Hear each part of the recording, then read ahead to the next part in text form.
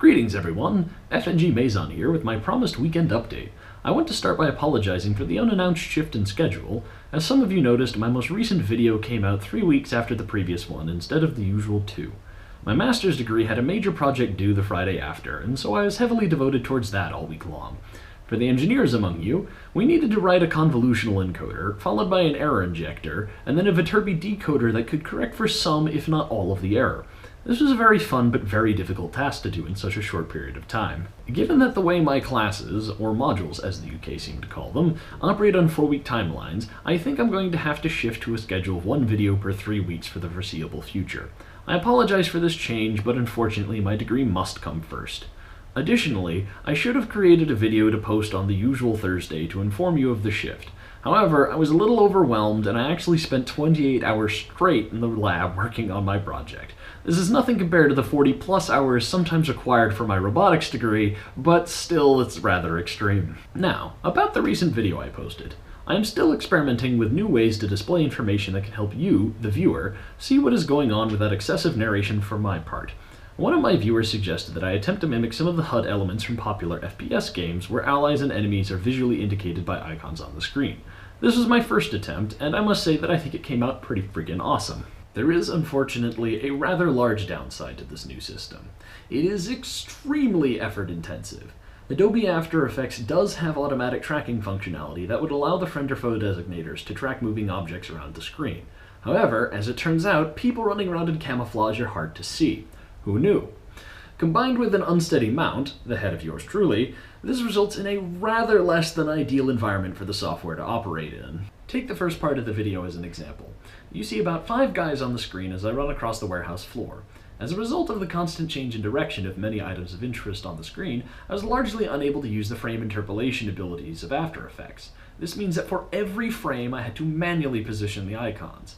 That part of the clip is around 20 seconds long at 60 frames per second with 5 people in view. Simple math says that I needed to make around 6,000 individual edits to the video just for those 20 seconds of footage. That ended up being 3 hours of effort for 20 seconds! You will never realize just how slow you run until you've spent 3 hours watching 100 feet of movement. All told, adding in just the friend or foe icons worked out to around 9.5 hours of effort spread across 5 minutes of video. You might be wondering what 6,000 edits looks like. Well, here's how the end product appears. A bunch of lovely icons showing my allies. And here's what it looks like from my point of view. And this isn't even all the edits. After Effects only shows you the last few seconds worth of frame edits. As you can probably see where I'm going with this, despite the awesome look of the icons, this is most certainly not a sustainable addition to my visual system. The compromise I intend to attempt in the next video is to only display these icons in new scenes or when someone new enters the shot. This should drastically reduce the workload while still giving you the information I'm trying to impart. So unfortunately, after my last Airsoft run, I have to report to you a very sad casualty. This is my GoPro remote. You've probably seen it in my videos before. It sits right there on my wrist, and it lets me control and see the status of the GoPro that's on my helmet without having to take the helmet off. Very useful. I love this thing. I highly recommend it. Unfortunately, as you might be able to tell, the screen is a little bit busted. That's because it took a close-range BB hit from about right there. So that destroyed the screen, and as I actually just found out today, means that for some reason this thing will not take a charge anymore.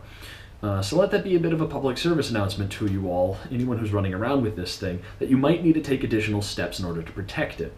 When I get a new one, I plan to use some heavy-duty plastic to cover up the screen, and next time I go to the field, I'm going to take this guy with me, and I'm going to actually shoot at the buttons from various ranges to see how that affects the button responses.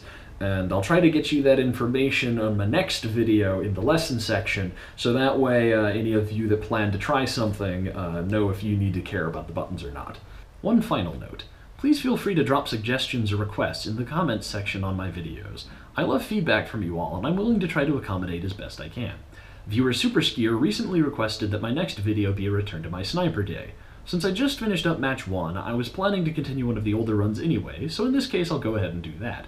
Fair reminder though, I have no scope cam footage from that day due to an SD card issue. Remember viewers, always format your SD cards the night before a game day. That should catch you up on most of the goings on in the FNG world.